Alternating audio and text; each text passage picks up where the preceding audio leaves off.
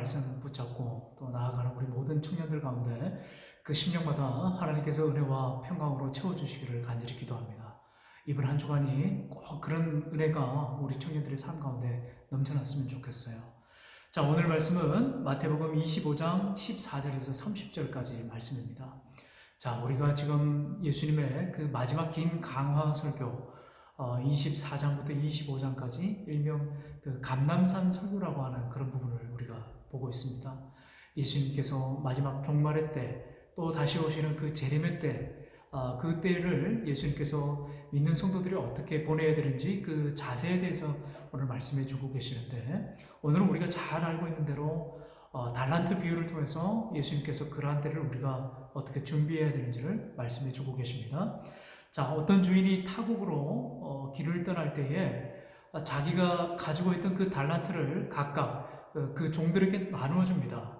어떤 종에게는 5달란트, 그 다음에 또 2달란트, 1달란트를 이렇게 맡기고 떠나죠. 그런데 그 주인이 각각 그 종에게 그냥 맡긴 게 아니고 그 종이 가지고 있는 그 고유의 재능과 은사, 달란트대로 그것을 맡겼다고 이야기를 하죠.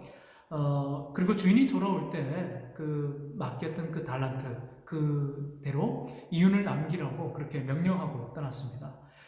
사명을 주고 떠난 거죠. 5달란트와 2달란트를 받은 그 종이 어떻게 했습니까? 그 즉시로 나가가지고 장사를 위해서 이윤을 남겼다라고 나와 있어요. 그리고 이 주인의 명령대로 순종을 한 것이죠. 그러나 1달란트를 받은 종은 어떻게 했습니까? 그 주인의 성품을 잘못 오해를 했습니다. 주인의 막대먹은 그런 잔인한 사람으로 오해를 해가지고 그 포악한 사람으로 오해를 해서 그 받은 달란트를 땅에 묻어뒀다고 하는 거죠. 이 말은 주인의 명령에 불순종했다고 하는 겁니다. 자, 그래서 이제 때가 되어서 오랜 시간이 지나서 주인이 돌아왔습니다. 각각 자신에게 맡겨진 그 달란트의 그 결산을 보고 합니다. 이제 5달란트 받는 종은 어떻게 했어요? 그대로 열심히 최선을 다해가지고 5달란트나 되는 이윤을 남겼습니다.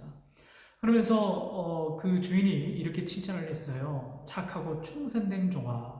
21절에 보니까 내가 적은 일에 충성하였음에 내가 많은 것을 내게 맡기리니 내 주인의 즐거움에 참여할지어다. 이런 칭찬을 받았어요. 두 번째 달란트를 받은 그 종도 마찬가지입니다. 2개의 그 달란트를 남겼다고 나와 있죠. 열심히 최선을 해서 2달란트의 이윤을 남겼습니다. 그 역시 주인에게 동일한 칭찬을 받았어요. 그러나 1달란트를 받은 그 종은 어떤 이야기를 들었습니까? 어떤 모습을 가지고 있죠? 주인을 향해서 아까 말한 것처럼 주인은 굳은 사람이라 이렇게 이야기하고 있어요. 굳은 사람, 마음이 강팍하고 또 잔인하고 포악한 사람, 그런 사람으로 오해를 해가지고 오히려 1달란트 받은 것을 땅에 그냥 묻어두고 그대로 가져왔다라고 이렇게 결산보고를 합니다. 자, 그러자 주인이 1달란트 받은 그 종에 대해서 이렇게 이야기를 하죠. 악하고 게으른 종아, 처음 5달란트와 2달란트 받은 종과는 전혀 다른 그런 대조적인 그런 이야기를 듣게 되었어요. 주인의 의도는 받은 달란트대로 열심히 최선을 다해서 사명을 감당할 때 반드시 이윤을 얻게 될 거라고 하는 그 기대감이 있었습니다. 왜냐하면 이 주인이 그냥 달란트를 준 게 아니고 각자에게 주어진 그 고유한 재능과 은사대로 달란트를 주었어요.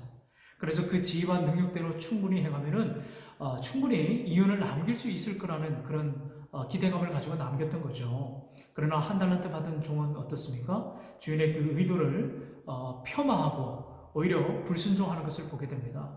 최소한 주인의 말대로 은행에 돈이라도 맡겨놨으면 나머지 그 이자라도 받게 되었을 텐데 그렇게라도 그마저도 하지 않았다고 하는 거죠. 그저 환경 탓, 남 탓, 아무것도 하지 않은 채 아무 소용없을 것이라고 하는 그렇게 생각하면서 시간만 보냈다라고 하는 거예요.